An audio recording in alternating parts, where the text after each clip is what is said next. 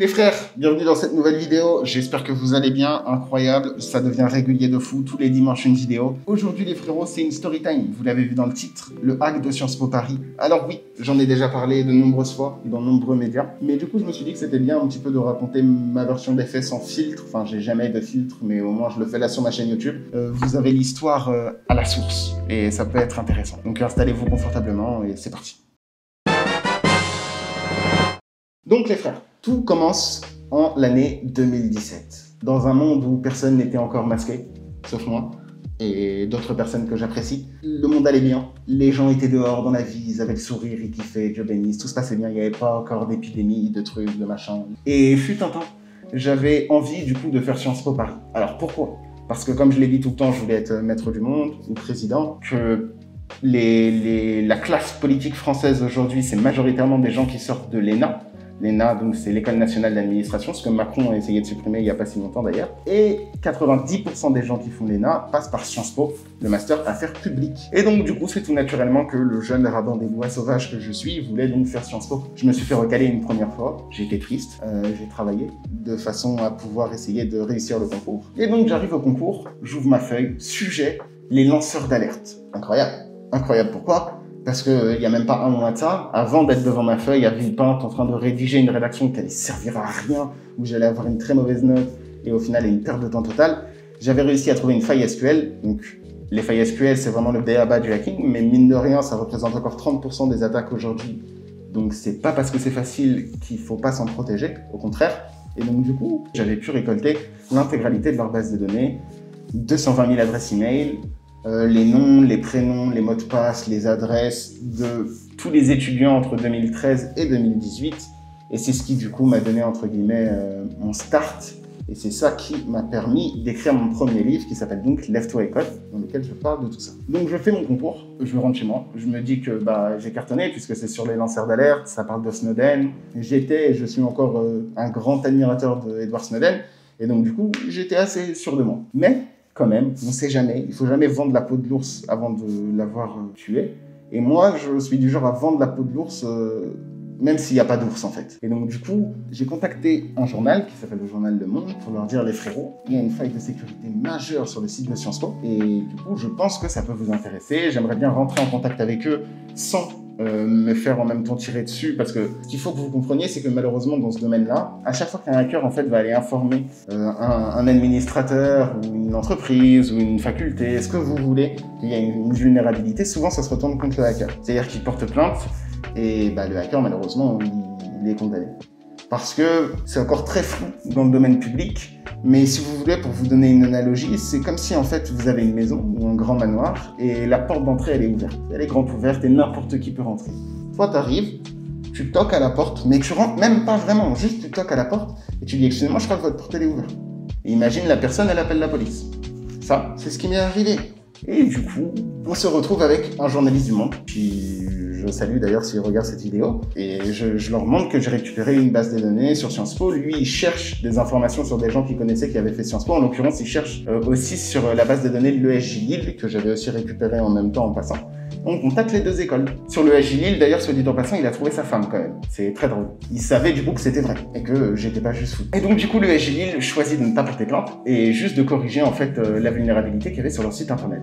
Chapeau bas à eux parce que peut-être qu'ils auraient pu porter plainte et que j'aurais été encore plus dans la merde. Et Sciences Po Paris donc avait dit il n'y a pas de souci, on va pas porter plainte. Juste, on aimerait bien avoir le mec au téléphone. J'achète donc une carte SIM prépayée, je prends mon meilleur Nokia et je me balade dans Paris et j'attends l'appel de Sciences Po. Je les ai au téléphone. J'ai une personne très gentille, d'ailleurs, une dame, je pense qu'elle se reconnaîtra si elle voit la vidéo, mais je vais pas dire son nom parce que je veux pas la mettre non plus dans le viseur, mais elle est très gentille avec moi. Et du coup, elle me demande qu'est-ce qui s'est passé, quelles informations j'ai pu récolter, comment j'ai fait ça, où se situe la faille entre guillemets, et du coup je me suis dit que j'allais l'aider. Un petit peu instinctivement, je parle tout en me disant qu'en fait l'appel il est écouté, et je dis voilà, pour les policiers qui sont là à côté, vous pouvez tout simplement leur dire que moi j'ai aucune intention malveillante, je suis même candidat à Sciences Po sur cette année, sur le master, et du coup pour vous c'est relativement facile de me trouver, et j'ai aucune intention malveillante. Tout ce que je veux en fait c'est, petit 1, que le site soit réparé, parce que si personne ne répare le site, ça veut dire que n'importe qui peut avoir accès à cette base de données. Sciences Po, c'est quand même c'est une usine à succès un petit peu. Sciences Po, malheureusement, c'est le titre. T'es Sciences Piste. C'est quand même un mec qui a fait l'ENA, il est énarque. Un mec qui a fait le NS, il est normalien. Enfin, si t'as fait le NS Paris. Si t'as fait Polytechnique, bah, t'es un polytechnicien. Et donc, du coup, en fait, tout ça, c'est un microcosme de l'élitisme un petit peu de l'Académie française. Alors, je voulais pas forcément en faire partie. Je voulais juste avoir le titre Sciences Po de façon à pouvoir laver mes années de galère et me dire que bah voilà, j'ai fait Sciences Po, je suis un Sciences Piste et je peux accéder potentiellement au même poste et au même job que tous mes autres collègues Sciences Piste. Eux, ils ont bien sûr pas vu ça comme ça. Ils se sont dit, bon, lui, c'est un petit filou, il va falloir qu'on l'attrape. Et malheureusement, Sciences Po, après avoir promis de pas porter plainte, s'est retourné le jour de la publication de l'article dans Le Monde par rapport donc au hack de leur école, en disant qu'ils avaient porté plainte contre moi. Moi, j'étais triste, j'étais déçu.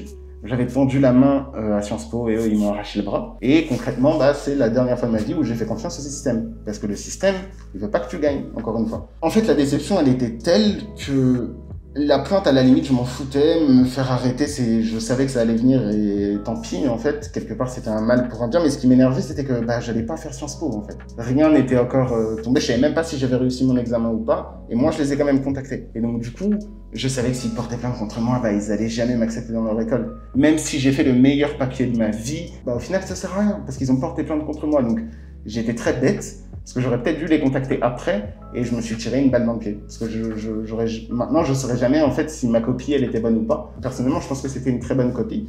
Et du coup, j'ai été un petit peu victime de ma stupidité. Parce que si j'avais attendu quelques mois, peut-être que j'aurais eu Sciences Po. Peut-être que ma copie elle était grandiose. Mais maintenant, je vais jamais le savoir. Je vais jamais le savoir parce que bah, ils ont porté plainte contre moi. Donc forcément, de facto, en fait, ils vont pas m'accepter.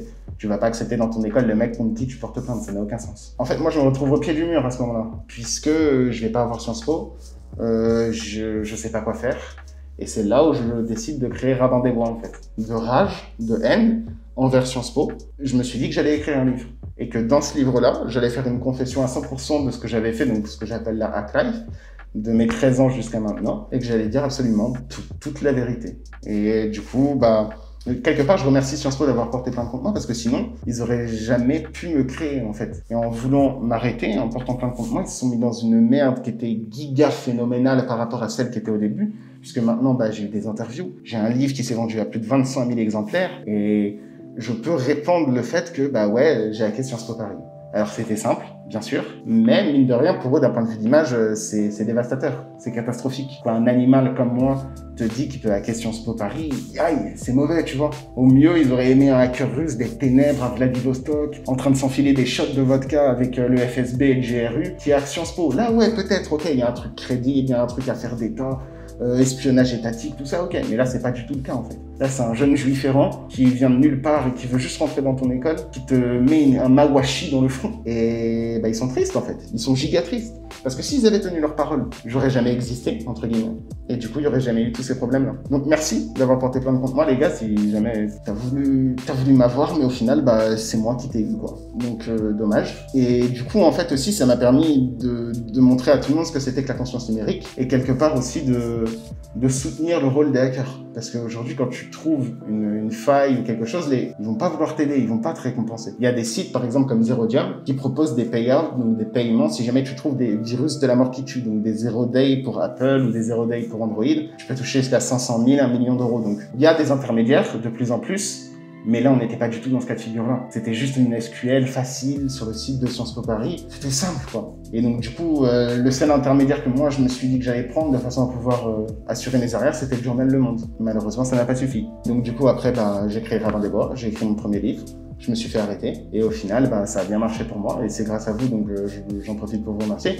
Mais ce qui était dur, en fait, c'est de voir que bah, tu donnes tout pour un système qui, au final, veut pas de toi, 2, ne t'aime pas, et 3, va essayer de te mettre une gifle alors que tu as essayé de l'aider. Et ça, c'est le plus chiant, en fait. C'est le fait d'être vraiment trahi et de prendre un coup de machette dans le dos. C'est pas très catholique, c'est pas très cachère. Moi, en fait, ça m'a galvanisé et ça m'a permis de créer ce personnage. Donc, j'ai jamais rien fait avec la base de données.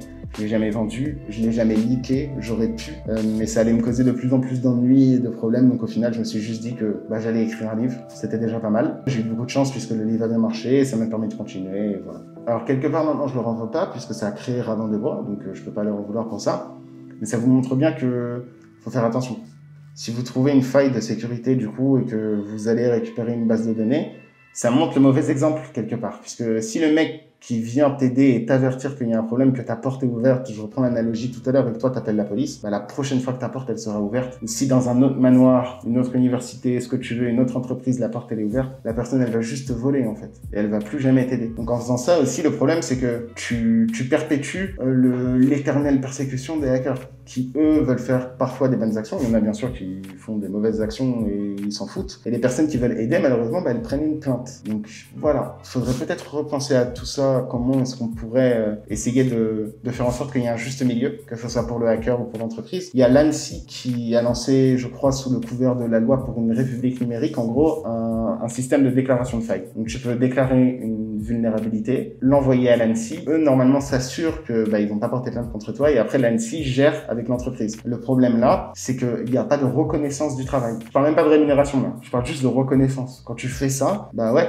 l'ANSSI va régler ton problème, il va aller voir le SSI de l'entreprise en question ou de l'université en question, ils vont régler le truc. Mais toi, bah, t'es juste un honorable contribuable qui a fait son devoir. Alors, maintenant, il y a aussi des systèmes qui s'appellent le bug bounty. C'est quand une entreprise, une université, qu'importe, va aller s'inscrire de façon à pouvoir, entre guillemets, essayer de se faire hacker. Donc voilà, moi, je voulais intégrer une école pour essayer de m'élever sociétalement et ça n'a pas marché. Quelque part, je leur en veux pas, je suis même content. J'ai même eu des pré-shots, les frères. C'est-à-dire, je sais pas comment j'ai fait, j'ai eu foi en l'âme des cartes et Yoda, il m'a donné un peu de force et j'ai écrit dans mon premier livre, Sciences Sport, genre je l'ai mis partout parce que j'aimais bien ce jeu de mots. Et là, il y a quelques temps, il y a eu des problèmes d'accusation de viol, des choses très graves d'agression sexuelle, des choses infâmes qui sont passées à Sciences Po et le hashtag Sciences Sport est ressorti. J'ai presque de la chance en fait. Parce que si j'avais été à Sciences Po, bah, peut-être que tout ça ne serait pas arrivé pour moi. Le fait d'avoir écrit Sciences Sport et que maintenant je vois que partout le hashtag il est repris, et que je me suis pas trompé sur cette école, de voir que au final c'est vraiment une reproduction de classe sociale et c'est le paroxysme de l'élitisme de l'Académie nationale. Quelque part, je suis bien content d'être l'entendre sous ça. Donc voilà les frères. C'était ma story time sur le hack de Sciences Po Paris. J'espère que cette vidéo vous a plu. Si c'est le cas, n'hésitez pas à laisser un petit like, un commentaire, tu t'abonnes, la cloche, tu références, t'es un frère. Et on se retrouve bientôt. Normalement, la prochaine vidéo, ça va être enfin comment hacker une carte bancaire, mais j'attends toujours que la chaîne en question diffuse parce que sinon je peux pas. Il y aura une FAQ. J'ai aussi une vidéo qui arrive très rapidement qui sera comment sécuriser vos réseaux sociaux avec un vrai guide, un vrai truc bien. Bon alors, ça va vous coûter un petit peu de sous, malheureusement, mais au moins vous allez avoir une simplicité, une tranquillité d'esprit légendaire. C'est ce que moi j'utilise personnellement. Donc ça, c'est dans une nouvelle vidéo. Si tu veux la voir, tu t'abonnes. Merci à vous d'avoir regardé cette vidéo. Je vous embrasse fort et à bientôt.